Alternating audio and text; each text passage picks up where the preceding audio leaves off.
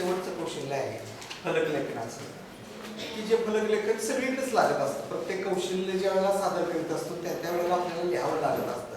मग ते लिहायचं. आता लिहिण्याचं कौशल्य कसलं हे पुन्हा प्रश्न पडतो. लिहिण्याचं आतापर्यंत इतकं लिहायला शिकलो, पहिलीपासून बालवाडीपासून शिकलो, आणि तरी सुद्धा अजून लिहायला शिकायचं का असा मनामध्ये प्रश्न पडतो.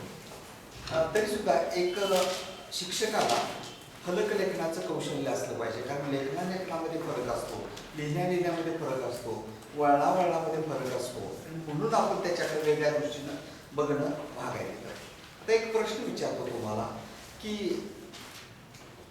आपण अलीकडच्या काळामध्ये मित्र मैत्रिणी वगैरे ह्या सगळ्या संकल्पना आपल्याला माहिती आहेत.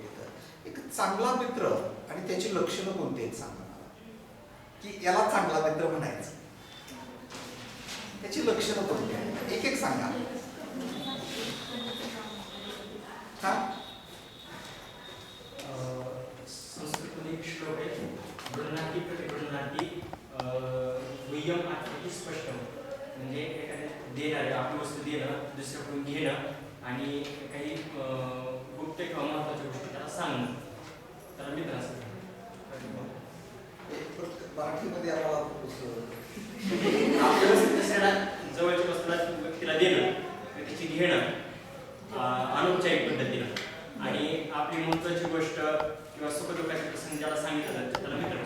म्हणजे आपलं जे काही व्यक्त असतील, सुख असतील, दुःख असतील, तो आपल्याजवळ शेअर करतो, आपण त्याला सांगत असतो. म्हणजे आपल्या कायम सुख दुःखाचा सोबती असतो. बरोबर आहे का? सुख दुःखाचा सोबती असतो. म्हणजे कधी आपल्याला कोणताही प्रसंग आला, वाईट प्रसंग आला, चांगला प्रसंग आला, प्रत्येक वेळेला तो आपल्याबरोबर, कधीही तो आपल्याला सोडून जात नाही. बरोबर? ठीक आहे. नेक्स्ट, हे आपल्याला सोडून जात नाही, सदैव आपल्या बरोबर असतो, सर्व सुख दुःखात असतो, सर्व संकटाच्या वेळेला असतो. अजून वेळेला मदत करतो, अगदी वेळेला मदत करत असतो, म्हणजे परोपकारी असतो तो. आणि मदतीनंतर तो पुन्हा त्यांना मदत करावी अशी अपेक्षा पण नसते त्याच्याकडून. म्हणजे निरपेक्ष बुद्धीनं तो मदत करत असतो. म्हणजे मी केली म्हणून त्याला करावी अशी आपण मैत्रीमध्ये धरत नाही. बरं का, अलीकडची मैत्री मला माहित नाही, परंतु आमच्या जुन्यात आहे की मेलो तरी सोडणार नाही, तुझा हाच नाही सोडणार. म्हणजे ही जी काही भावना असते, मैत्रीची निष्ठा जी म्हणतो आपण, मैत्रीची निष्ठा, की नाही तुझ्याबरोबर काय आहे. आणि तसंच आहे की निरपेक्ष बुद्धीला मदत करत असतो. बोला पुढे अजून. संकटाच्या वेळी साथ सोडून. अगदी बरोबर, संकटाच्या वेळी साथ सोडत सदैव आपल्या बरोबर असतो. आणि आपले दोष पण खरा मित्र असतो तो दोष सुद्धा दाखवतो. शाबास, सगळे आपले दोष सुद्धा दाखवतो. चांगलं काय तुझ्यात, वाईट काय झाकून देत नाही कधी. नाही तर तू चुकलायस असं सांगतो स्पष्टपणे. बरोबर आहे की नाही? म्हणजे तुझ्या चुका दाखवतो, तुझ्या उणिवा दाखवतो, तुझे चांगले गुण सुद्धा तुला सांगतो की हे तुझं चांगलं आहे, पण हे तुझा एवढा स्वभाव आहे ना तो बरोबर नाही, असं होतं ते. अजून बघा, अजून काय? योग्य मार्ग दाखवणार. योग्य मार्ग दाखवतो, मार्ग योग्य दाखवतो. आता हे जे काही मगाचपासून सांगितलं, योग्य मार्ग दाखवतो, संकटकाळी मदत करतो, सदैव बरोबर असतो, चुका दाखवतो, दोष दाखवतो, उणिवा दाखवतो, चांगल्या गोष्टी. आता हे शिक्षकांनी फळ्याला लावून बघावं. शिक्षक आणि फळा याला लावून बघा, हे सगळं आहे का? निरपेक्ष बुद्धीने मदत करतो, चुका दाखवतो, चुकीचं नाही, कायम बरोबर असतो आपल्या बरोबर, कधी साथ सोडत नाही, संकटकाळी मदत करतो. मला काही बोलता येत नाही, मला चित्र काढून दाखवावं लागेल, बरोबर आहे ना, संकटकाळी मदत करतो तो, हे सगळं. आणि म्हणून फळा हा शिक्षकाचा मित्र आहे. लक्षात येते का? फळ्याला का शिक्षकाचा मित्र म्हटलंय? तर ही सगळी लक्षणं मित्राची आहेत, ती फळ्याला लागू पडतात, म्हणून फळा शिक्षकाचा मित्र आहे. मग त्या फळ्याला आपण व्यवस्थित वापरला पाहिजे की नाही? मित्राला जपतो की नाही आपण कायम, का त्याला बट्टा लागेल असं काही कधी वागतो का नाही वागत तिथं. आणि मग त्या फळ्याचा कसा वापर करायचा, चांगला कसा करायचा, हे गोष्ट आपण बघायची. म्हणजे फलकलेखन कौशल्य म्हणजे काय असतं? दुसरं काही नाही, हेच असतं. लक्षात आलं का? मग आता या फळ्याचा विचार करायचा की आता फळा म्हणजे काय? लक्षात आला, आपला मित्र आहे. म्हणजे तुमचा, आमचा, सगळ्यांचा, जो शिक्षक आहे त्या सगळ्यांचा मित्र आहे. अगदी दुकानदाराला सुद्धा, कारण दुकानदाराला सुद्धा पाठी बाहेर लावावी लागते तिथं. कारण पाठी बाहेर लावली म्हणजे फळ आला ना, माझ्या दुकानात काय मिळतं, स्वस्त मिळतं का, महाग मिळतं का, किती टक्के आहे, काय, सगळं लावतो तो पाठी टाकून. हे सगळं म्हणजे सगळ्यांना उपयोगी पडत असतो तो. पण शिक्षकाला तर कायम आपल्या बरोबरच आहे, आपल्या कायम पाठीशी आहे, दोन्ही अर्थानं पाठीशी आहे. बरोबर आहे, म्हणजे आपल्या शारीरिक पाठीशी पण आहे आणि आपल्या कायम बरोबर पण आहे, अशा दोन्ही अर्थानं तो पाठीशी आहे. आता मग या फळ्याची जो काही इतिहास आहे तो बघूया आपण, की फळ्याचा इतिहास कुठून कुठपर्यंत आलेला आहे. अलीकडचे फळे आहेत ते हे, याच्याही पुढचे अजून फळे आलेले आहेत. कोणते? व्हाईट बोर्ड आहे, म्हणजे खडू नाहीये, पांढरा बोर्ड आहे आणि त्याच्यावर पेन आहे, पेनाने लिहितो आपण तिथं, म्हणजे हा फळ्याचा इतिहास आहे. पण फळ्याचा उगम कुठं झाला असेल हो? काय अंदाज आहे तुमचा?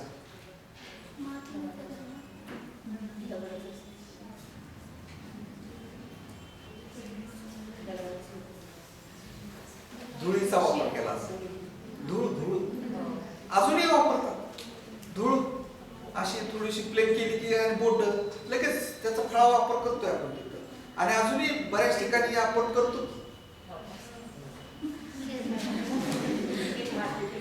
ना. आणि मोह कुणाला आवडत नाही, त्या ठिकाणी तर लिहावंच वाटतं. समुद्र किनाऱ्याला गेला, पाण्याला असं चांगली वाळू अशी प्लेन केली आणि पाणी निघून गेलं की इतका मोह होतो की काहीतरी काढलंच पाहिजे त्याच्यावरती. बरोबर आहे, कोण फुल काढेल, कोण काय काढेल, बरोबर आहे. आणि शेवटी लेखनामध्ये कसं असतं की लेखनामध्ये आपल्या मनातल्या भावना काय होतात,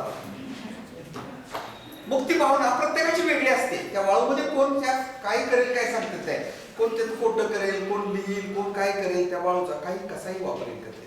लक्षात आलं का? म्हणजे त्या धुळपाटीपासून सुरुवात आहे ते अलीकडच्या पांढऱ्या पाटीपर्यंत आहे. बरोबर आहे. आणि अजून कुठं दगड दिसला प्लेन तर तिथं जाऊन लिहितो. सहलीला गेल्यानंतर तर आपण ते सगळं उभारलंय असं वाटतं, मीच ते सगळं केलेलं आहे.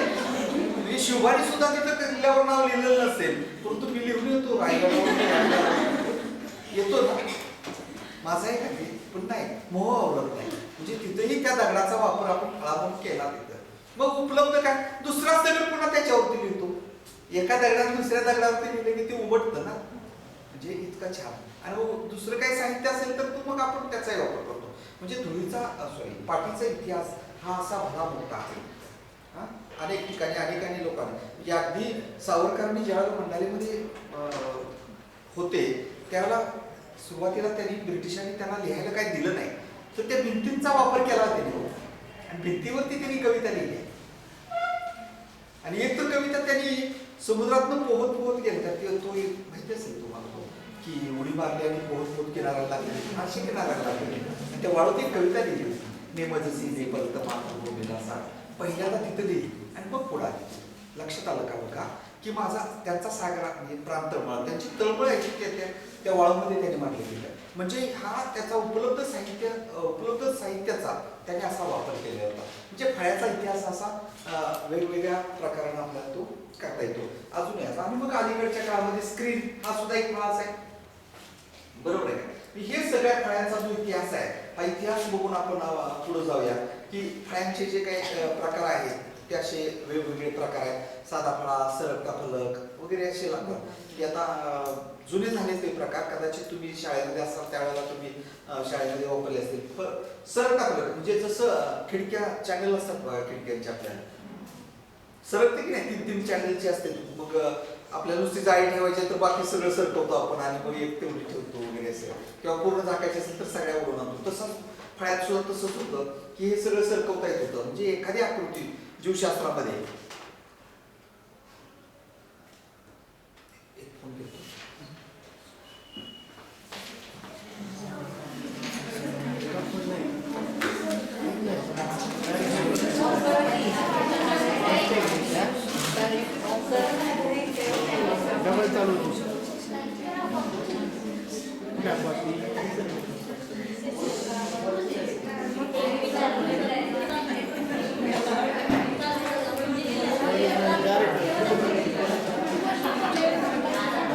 फोटो काढायचं हे झूम होते.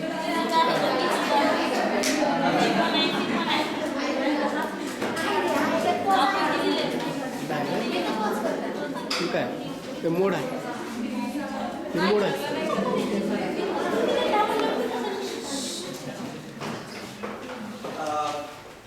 सरकते फलक होते. म्हणजे काही वेळेला कसं होते की जीवशास्त्रासारखे वगैरे जुने किचकट होते. आता तक्ते आले वगैरे सगळे, पण तू जुनी किचकट आकृती, हृदयाची आकृती आहे आणि हृदयाची आकृती काढली आणि मग मला थोडंसं शिकवून झालं आणि पुन्हा आठवड्यातच जीवशास्त्राचा तास असायचा म्हणजे बायोचा, तर मग आठवड्यानं पुन्हा ती आकृती काढायला वेळ जातो.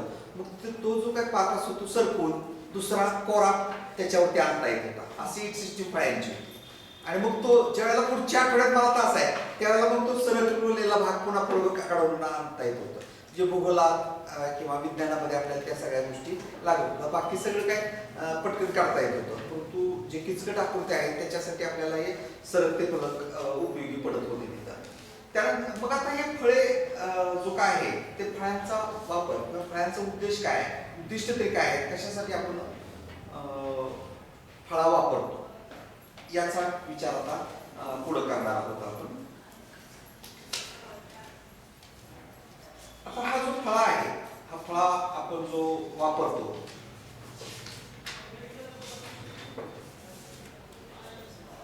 तीन प्रकारे फळा वापरला जातो. पहिला फळा म्हणजे कशासाठी आपण, काही शिक्षक तुम्हाला असे भेटलेले असतील की वर्गात येतात, काही बोलत नाहीत, नुसतं फळ्यावरती लिहितात. ते लिहून झालं, फळा भरून झाला की मग शिकवायला सुरुवात होते. हा एक पार्ट आहे. म्हणजे सुरुवातीला त्यांनी लिहिलं की आज आपण काय शिकणार आहोत ते पहिल्यांदा लिहिलं आणि बरोबर त्यांचं जजमेंट असतं की तास संपल्याबरोबर त्यांचं ते सगळं बाहेर निघालेले असतात. उदाहरण सांगतो, MSc मॅथमॅटिक्सला पूर्वी डिपार्टमेंटला कोणी केले MSc आहे का? MSc डिपार्टमेंटला मॅथमॅटिक्स केले नाही. तर तिथं L राधाकृष्णन नावाचे एक प्राध्यापक होते, प्रोफेसर हेड होते. ते त्यांचं एक 20 ते 22 मिनिटं ते लिहिणार फक्त. आल्यानंतर 2 पार्टमध्ये पूर्ण फळा लिहिणार. काय थेरम असेल अल्जेब्रा शिकवत होते, तर ते सगळं पूर्ण लिहिणार आणि त्यानंतर सगळं झालं की लिहून घेतलं की सगळं क्लोज केलं की मग एक्सप्लेनेशन चालू होणार. ते जवळजवळ 32-33 मिनिटं होणार. 1 तासात बरोबर बाहेर जायला गेलेलं असतात तास. जजमेंट असायचं जबरदस्त. प्रत्येक तास त्यांचा तसा असायचा. म्हणजे काय शिकणार आहोत ते लिहिणं हा एक पार्ट फळ्याचा वापर तसा करता येतो. दुसरी गोष्ट आहे की आपण काय शिकत आहोत, म्हणजे शिकवताना काय लिहितात ती जनरल आहे. नेहमीच आपलं काम आहे की शिकवत असताना लिहितो की आज आपण आता काय शिकत आहोत तिथपर्यंत, आणि तास संपला की ते तिथं संपतं तिथं. आणि तिसरा पार्ट आहे की सगळं काही जण शिकवतात सगळं आणि शेवटी प्रश्न विचारतात की आज आपण काय काय शिकलो आणि ते लिहून देतात.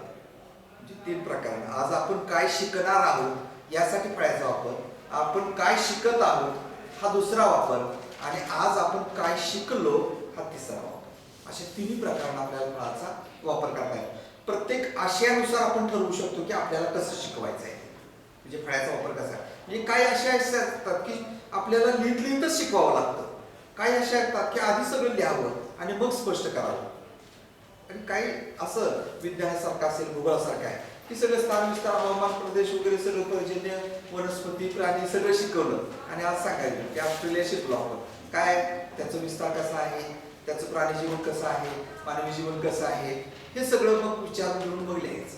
हा एक पाठ. समजा दुसरं विज्ञानातलं असेल, एखादा काही संस्था शिकलो असेल आपण, तर संस्थेचं कार्य काय, उद्देश काय, त्याच्यातले कोणकोणते भाग आहेत, त्यांचं कोऑर्डिनेशन कसं चालतं, हे लिहून दिलं काम सगळं. म्हणजे शिकवल्यानंतर सगळ्या गोष्टी होऊ शकतात. म्हणजे एखाद्या टीचिंग एडच्या माध्यमातून शिकवतो आणि नंतर आपण लिहून देतो, हा एक भाग आहे. म्हणजे फळ्याचा वापर अशा 3 प्रकारांना आपल्याला करता येतो. दुसरी गोष्ट आहे की फळ्यावरती लिहायचं काय, नुसतं अक्षर लिहायचं, चित्र काढायचं, आकृती काढायची. डायग्राम आणि फिगर फरक आहे का? आता कन्फ्युज. डायग्राम आणि फिगर सारखं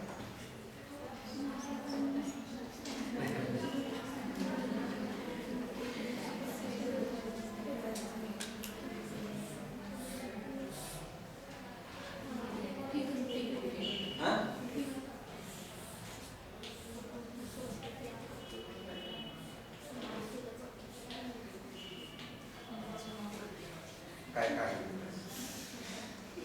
एक चित्र आणि एक आकृती आहे.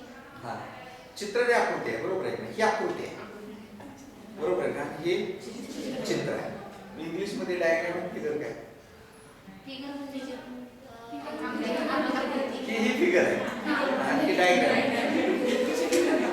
बघा आपण एवढं आलो तरी आपल्याला काही अजून गोष्टी माहित होत नाही बारका वाचतो याच्यामध्ये लक्षात आता अजून चित्र चार्ट पोस्टर हा एक प्रकार आहे म्हणजे हे टीचिंग एड्स मध्ये आपण चालेल तर ह्या सगळ्या म्हणजे फळ्याचा वापर अक्षरासाठी करता येतो वाक्यासाठी करता येतो आकृतीसाठी करता येतो चित्रासाठी करता येतो अशा अनेक प्रकारांना आपल्याला करता येतो म्हणजे टेक्स्ट असेल फिगर असेल डायग्राम असेल ग्राफ असेल ग्राफला सुद्धा त्यानंतर एखादा टेबल असेल टेबलसाठी आपल्याला वापर करता येतो अशा अनेक प्रकारांना आपल्याला वापर करता येतो काही वेळेला फळ्याचा वापर असा करता येतो आपल्याला की काही गोष्टी आपल्याला शब्दाने सांगता येत नाही सांगता येत दोन बाजू एक रूप आहे दोन बाजू एक रूप आहेत मी शब्दाने सांगितलं तरी पण एक रूप आहे हे कळत नाही लवकर तुम्हाला बरोबर आहे मग दोन बाजू एक रूप आहेत हे मला जर तुम्हाला सांगायचं असेल तर आकृती काढणार आणि मी नुसतं असं काढणार जिथं मला काही शब्द अपुरी पडतात त्या ठिकाणी मला याचा वापर फळ्याचा वापर करून आपल्याला करता येतो म्हणजे लवकर समजण्यासाठी वेळेची आणि श्रमाची पण बचत होते आपल्याला मुलांचं आकलन चांगलं होतं कारण लहान मोठापणे दाखवायचं आहे लहान आणि मोठा दाखवायचा आहे हे मला अनेक वेळेला शब्दातून नाही सांगता येत मग हातवारे किंवा एखादं चित्र काढून मला सांगावं लागेल की हे लहान आहे आणि हे मोठं आहे म्हणजे एक रेष एक काढायला लागेल दुसरी एक रेष काढायला ही लहान रेष आहे आणि ही मोठी रेष आहे किंवा एक अंक काढायला आणि दुसरा अंक एक छोटा अंक काढायचा आणि एक मोठा अंक काढायचा हा छोटा करायचा आणि हा मोठा करायचा म्हणजे लहान मोठेपणा दाखवायचा आहे कमी जास्तपणा दाखवायचा असेल तर हे सगळं आपल्याला या फळ्याच्या माध्यमातून आपल्याला करता येतं म्हणजे फळ्याचा वापर आपल्याला अशा अनेक प्रकाराने उपयोगी पडत असतो म्हणून हा फळा आपला मित्र आहे की हे सगळं आपल्याला कायम संकटकाळी मदत करत असतो सगळ्या वेळेला मदत करत असतो आणि म्हणून आपण त्याकडे पाहणार आहोत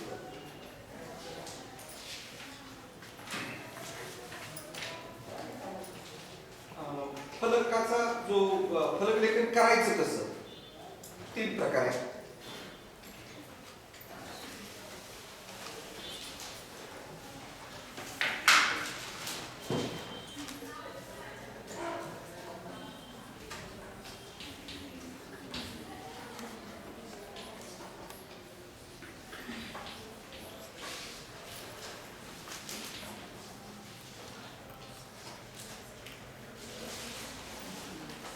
काय लिहायचे हा पहिला प्रश्न आहे काय लिहायचे ते ठरलं पाहिजे बरं का आपला आधी शिकवायला जाण्यापूर्वी आपलं ठरलं पाहिजे की मला काय लिहायचंय दुसरा प्रश्न आहे कसं लिहायचंय मला आणि तिसरा प्रश्न आहे केव्हा केव्हा लिहायचंय कधी लिहायचंय तीन प्रकरण आपल्याला डोक्यात आधी प्लॅनिंग म्हणून आपल्याला विचार करावा लागतो नियोजन करायचं आहे एखाद्या गोष्टीचं पण नियोजन करीत असताना आपल्याला तीन गोष्टींचा विचार करावा लागतो की काय लिहायचंय मला आजच्या या माझ्या 35 मिनिटामध्ये शिकवायचं आहे मला तर त्या शिकवण्यामध्ये मला कोणत्या गोष्टी लिहायच्या आहेत कोणतं उदाहरण लिहायचं आहे कोणता थेरम लिहायचा आहे कोणती आकृती काढायची आहे कोणते मुद्दे मला लिहायचे आहेत बरोबर आहे एखादा विस्तार लिहायचा असेल साम्राज्याचा विस्तार लिहायचा असेल तर त्याची क्रोनॉलॉजी मला लिहिली पाहिजे हे माझ्या डोक्यात असलं पाहिजे तिथं म्हणजे क्रम लिहिला पाहिजे की कुठून सुरुवात झाली एखादं घराणं असेल तर त्याचा मूळ कोण आणि मग त्याचे वंशज कोण आहेत ही मला हायरार्की मांडायची असेल उतरंड मांडायची असेल श्रेणी मांडायची असेल तर ते म्हणजे काय लिहायचं हे माझं प्लॅनिंग आधी असलं पाहिजे कसं लिहायचं आहे लहान लिहायचं आहे मोठं लिहायचं आहे 2 भागात लिहायचं आहे 3 भागात लिहायचं आहे हे मला ठरवावं लागतात कारण माझ्याकडे लिहायच्या गोष्टी जास्त असतील आणि मी मध्येच लिहायला सुरुवात केली तर माझं प्लॅनिंग फिसकटलं मला जास्त लिहायचं असेल तर मला त्याचे 3 भाग करून आपल्याला तिथे लिहावं लागेल फारच मोठा असेल तर मुलांना पण कळत नाही तिथं की कुठून सुरुवात करावी आणि कुठं संपवावं फार मोठं लिहायचं असेल तर लिहिताना पुन्हा आपल्या अडचणी होतात तिथं बरोबर आहे आणि मग शेवटी पुन्हा प्रश्न पडतो की केव्हा केव्हा लिहायचं आहे शिकवत लिहायचं आहे आधी लिहायचं आहे का शेवटी लिहायचं आहे हे 3 प्रश्न आपल्याला स्वतःला विचारावे लागतात. म्हणजे एखादं नियोजन करत असताना ते स्वतःला विचारणं गरजेचं आहे.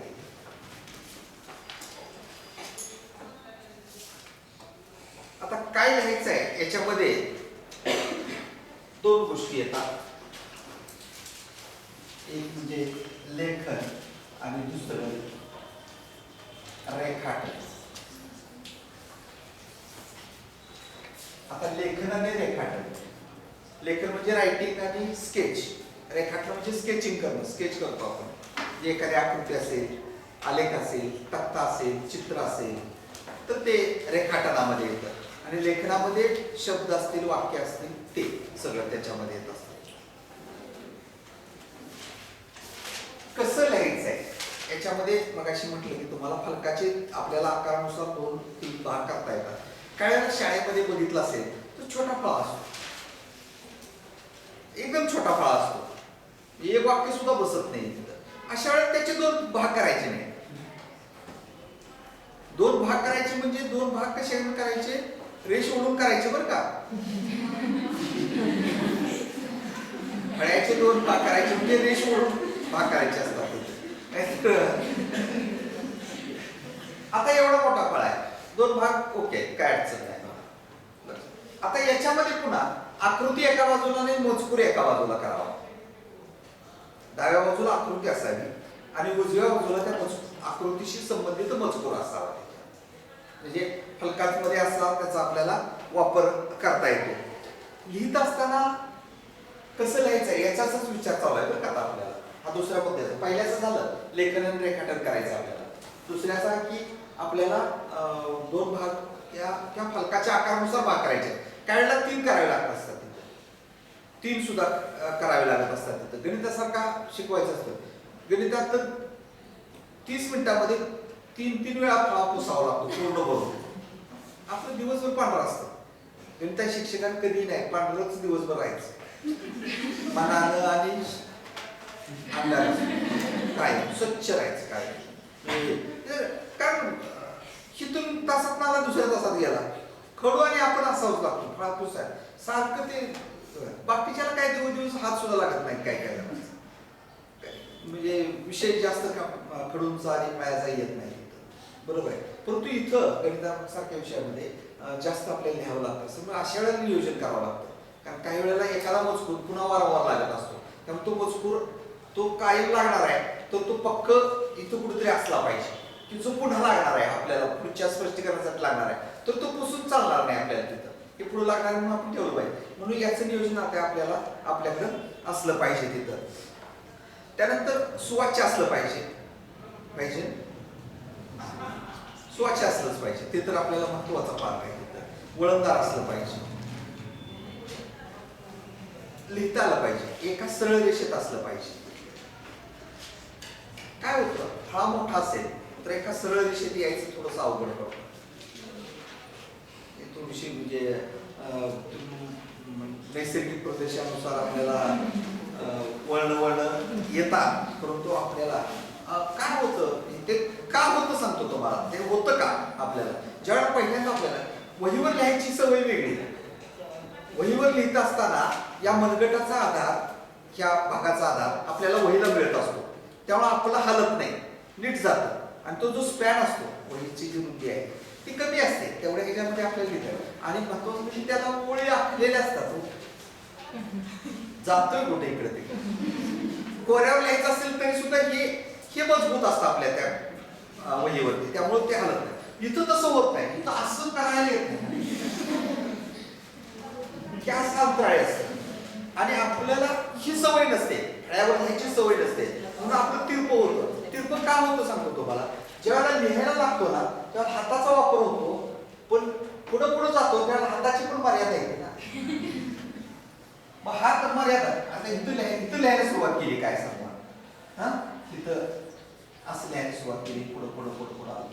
पुढे आल्यानंतर हात सुद्धा हे शारीरिक परिस्थिती आहे ना याची लांबायची. पाय तिथेच जाईल ना. आपल्या अडचण काय होते पाय तिथेच असतात आणि हात आपण लांबवण्याचा प्रयत्न करतो. यासाठी काय करायचं काय लिहित असताना बरोबर हे हल्लं नाही पाहिजे. हे असंच आणि आपले पाय पुढे आले पाहिजे. लक्षात आलं का?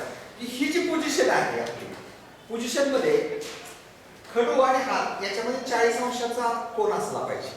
मोजायचा नाही बरं का?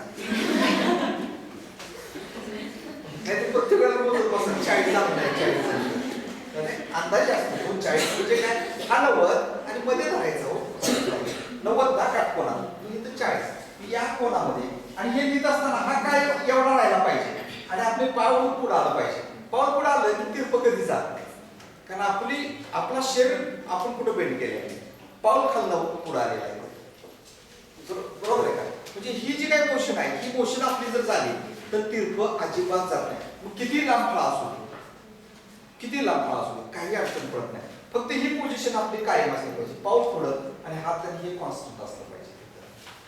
या पद्धतीने जर गेलो तर आपलं सरळ रेषेमध्ये लेखन हे येत असतं तिथं. त्यामुळे ती अडचण आपल्याला पडत नाही तिथं.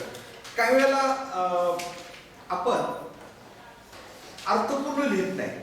काही जणांना असे असते बघा बरोच लिहितात थोडं इथं काहीतरी बोल करतील लिहितील इकडं काहीतरी लिहितील आठवण झाली की इथंच कुठेतरी काहीतरी लिहितील सगळा फळा पूर्ण असतो. परंतु ज्यावेळेला एखादा नवीन मुलगा वर्गात आला की फळ्याकडे बघितलं तर त्याला काहीच कळत नाही कुठलं काय चालू झालंय कुठं आलं. बघितले असतील असे आणि असे आहेत आपल्याकडे आपल्या बिरादरीमध्ये असलेले लोक आहेत. तर ह्याच्यात आहेत लोक काय होतं आठवण आली की इथंच काहीतरी गोल करायचं त्या गोलामध्ये लिहून टाकायचं पुन्हा हिथंच लिहायचं पुसायचं नाही. म्हणजे त्यामुळे लिंक लागत नाही. फळ्याचा उपयोग असा होतो की एखादा मुलगा नवीन वर्गात आला तर त्याला आधी काय झालेलं आहे हे लगेच कळावं की कुठंपर्यंत आले आणि सरांनी कुठून सुरुवात केलेली आहे क्षणात. नाहीतर शेजाऱ्याला लगेच काय चालले कुठून आले म्हणजे हे सगळं डिस्टर्ब होतो वर्ग डिस्टर्ब होतो ते शेजारी त्याचा त्रासिक होतो सगळं. आणि म्हणून आपलं फलकलेखन आहे ते अर्थपूर्ण असलं पाहिजे आणि फार तोटक पण असू नये फार विस्तृत पण असू नये. थोडक्यात मुद्देसूद आटोपशीर लेखन असलं पाहिजे. आटोपशीर भरमसाठ शिकवतो आपण 30 मिनिटं म्हणून सगळंच्या सगळं लिहायला गेला अवघड पडेल तिथं आणि मोह होतो आपल्याला सगळं लिहावंसं वाटतं फळाला. पण नाही आपण शिकवतो किती तासामध्ये 30 मिनिटांमध्ये आपल्याला महत्वाचा सारांश काय आहे त्याच्यामध्ये तेवढा झिष्ट त्याची त्या मध्ये आली पाहिजे. अशा पद्धतीतलं लेखन असलं पाहिजे. मग इतिहास शिकवतोय आपण तर काय मुघल घराणे असतील आणि त्याचा काय सरदार असेल एखादा तर त्या सरदाराचं नाव असेल त्यानं केलेली कामगिरी असेल बस तेवढं ओळीनं तेवढं तिथं मुद्दे यावे अशी अपेक्षा त्याच्यामध्ये असते. तिसरा पार्ट आहे केव्हा लिहायचे. एक पार्ट असतो तो पहिल्यांदा लिहावा लागतो तो म्हणजे प्राथमिक नोंदी असतात. प्राथमिक नोंदी इयत्ता विषय दिनांक घटक ह्या प्राथमिक नोंदी आहेत त्या पहिल्यांदा लिहायच्या असतात. ते लिहिण्यापूर्वी फळा पूर्ण स्वच्छ असला पाहिजे. पूर्ण स्वच्छ आणि मग कोपऱ्यामध्ये उजव्या कोपऱ्यामध्ये वरच्या बाजूला ते इयत्ता विषय दिनांक काय लिहावं मधल्यामध्ये घटकाचं नाव लिहावं. विषय मध्ये लिहिला तरी चालू शकतो तिकडं दिनांक कारण विषय प्रत्येक तासाला बदलत असतो आपला बरोबर आहे ना. इयत्ता आणि दिनांक इयत्ता तर वर्षभर बदलत नाही त्यामुळे ती पहिल्यांदा लिहायची असते.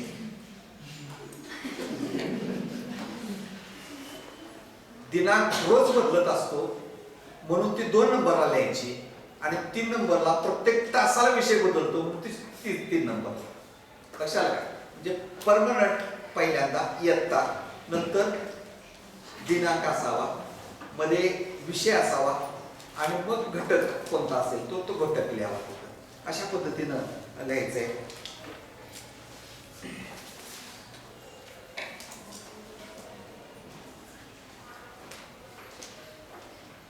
आता फलक लेखन कौशल्याचे घटक बघायचे.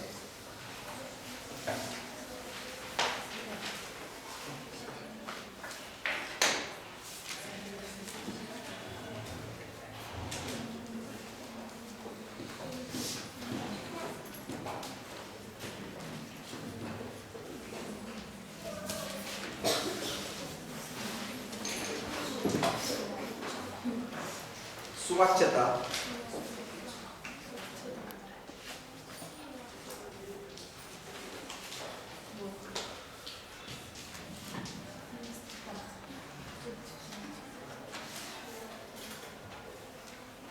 सुवाच्यता आणि व्यवस्थितपणा. त्याच्यात एक एक मुद्दे येतात. पहिला मुद्दा आहे अक्षर स्पष्टता.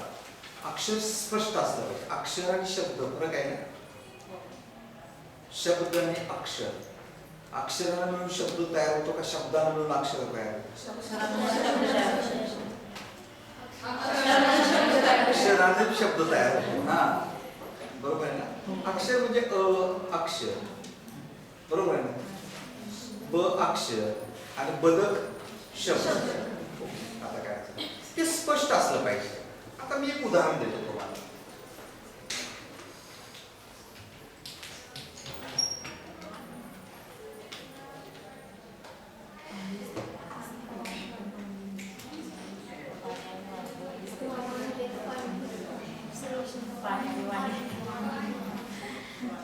आता वाचायला येत नाही.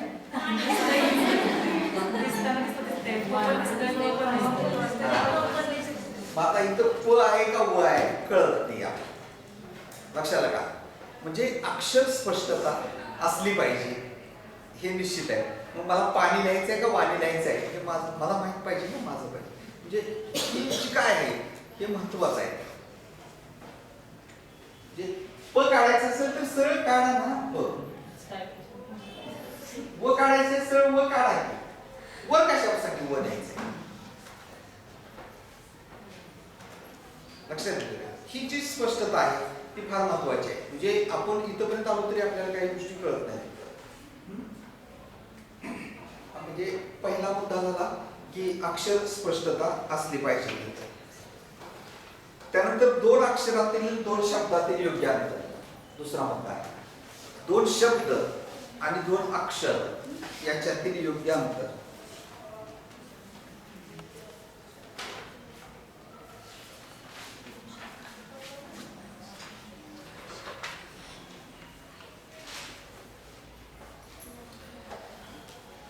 आता दोन अक्षर आणि दोन शब्द. अक्षरात आणि शब्दात दोन्हीत पण अंतर असलं पाहिजे. योग्य अंतर असलं पाहिजे. अजून एक याच्यातच मुद्दा येतो ते दोन ओळीत एक अंतर असलं पाहिजे. योग्य ओळीत सुद्धा योग्य अंतर. म्हणजे जसं हे हा काय शब्द आहे आणि पुन्हा पुढचा एक शब्द आहे. परत हा शब्द आहे. दोन शब्दात योग्य अंतर असलं पाहिजे. दोन अक्षरात योग्य अंतर असलं पाहिजे.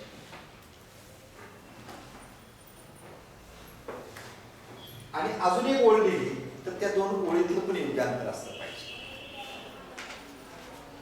फसगत होते. जे समजा गॅपिंग जर वेगवेगळं झालं तर फसगत होते. आता फसगतीचं उदाहरण सांगतो. तुम्हाला बऱ्याच जण माहित नसेल.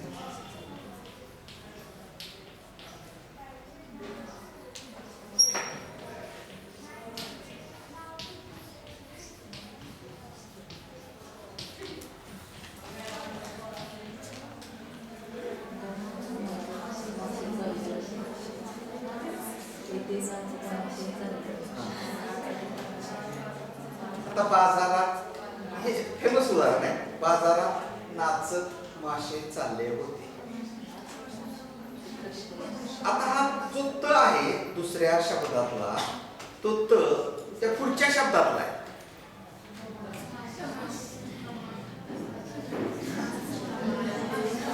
हा जो आहे त हा ऍक्च्युली इथला आहे. बाजारात नाच तमाशे चालले होते. इकडे आल्यामुळे आमचं पडते. आता दुसरे एक उदाहरण सांगतो.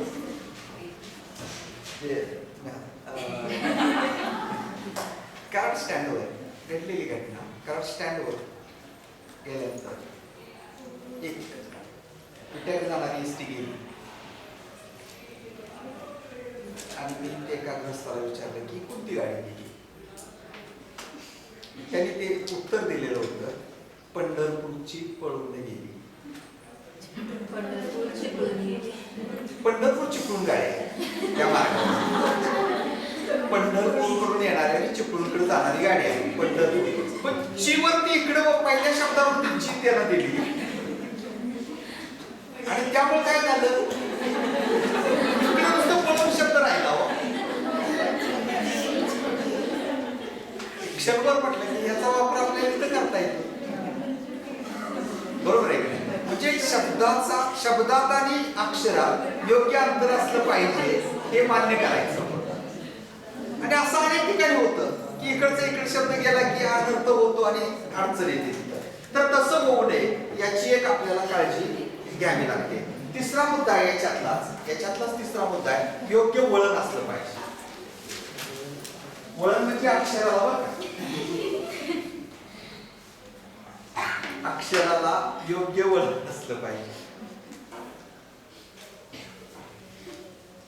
वळणामध्ये उकार, वेलांटी, काना आणि शब्दाचं वळण सगळे.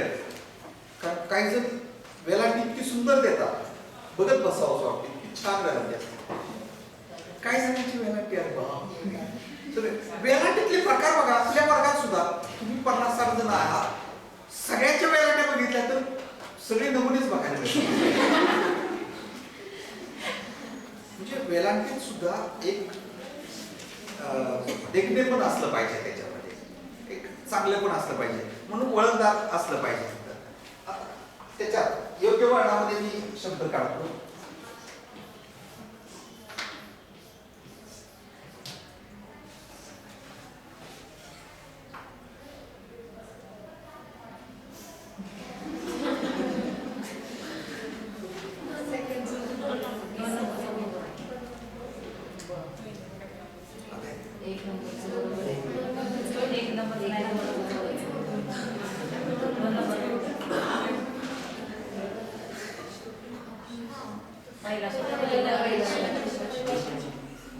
असला बघितलाय का?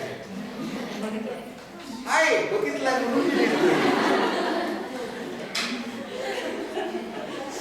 हे बरोबर आहे.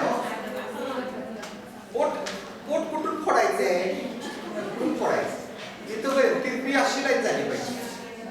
अशाही लाईनी बघितल्या, बच्या अशाही बघितल्या.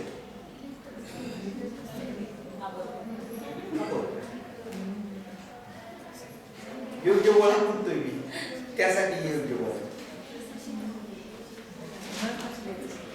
आता क्षर,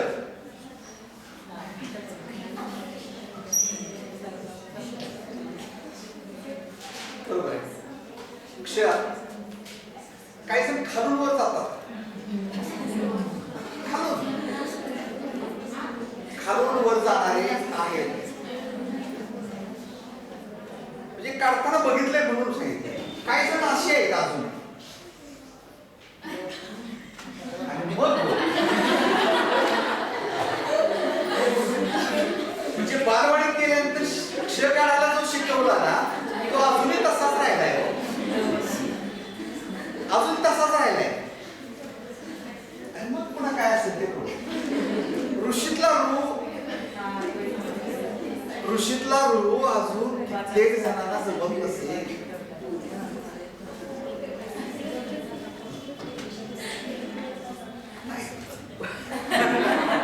तर वळण महत्वाचं म्हणजे वळण असलं पाहिजे.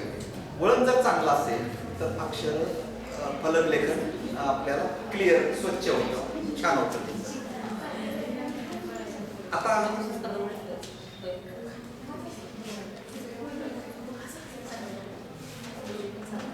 त्यानंतर शुद्ध लेखन पुढचा मुद्दा आहे. शुद्ध लेखन असलं पाहिजे.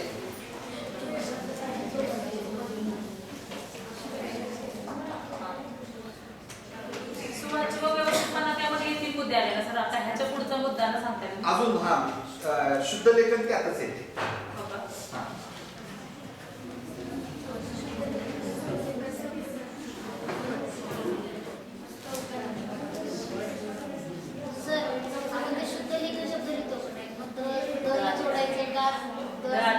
तुम्ही तो दोन प्रकारे जोड शब्द करता का पाय मोडून करता?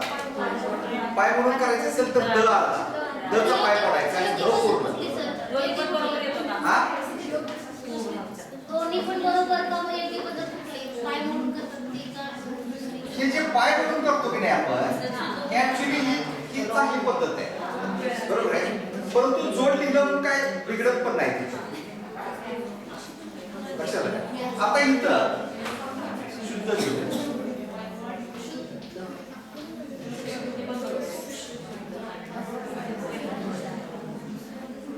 पूर्णच असावा लागतो बरं का. आणि द अर्धा. आता इथं तुम्ही म्हणाल की इथं असं का केलं?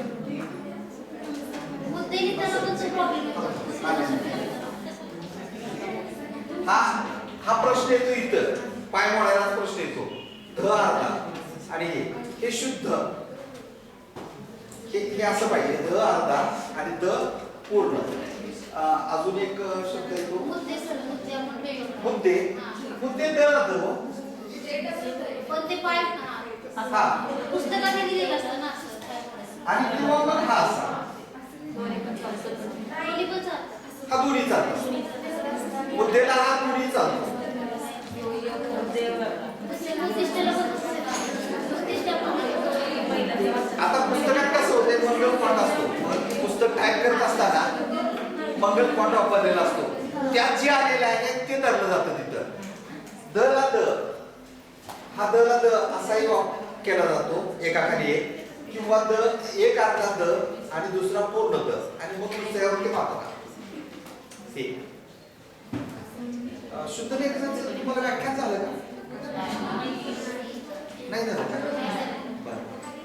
ती एक कार्यशाळा होणार आहे तुमची. म्हणजे शब्द एकारात कोणता असतो, उकार कोणता द्यायचा, वेलांटी कोणती द्यायची, दीर्घ स्व दीर्घ, ह्या सगळ्या गोष्टी तुम्हाला व्याकरणातले जे काही नियम असतील शुद्ध लेखनातले ते तुम्हाला सांगितले जातील की जेणेकरून ते तुम्हाला पुढं मराठी लेखन करत असताना उपयोगी पडेल. तर त्याचं एक व्याख्यान होईल तुम्हाला. त्याच्यामध्ये ह्या सगळ्या गोष्टी तुम्हाला क्लिअर होऊन जातील. शुद्ध लेखन. त्यानंतर आकृत्यांचा योग्य वापर व्यवस्थितपणामध्येच. आकृत्यांचा योग्य वापर म्हणजे डाव्या बाजूला आकृती असली पाहिजे आणि उजव्या बाजूला मजकूर असला पाहिजे. त्या आकृती डाव्या बाजूला साधर्म्य आकृती असली पाहिजे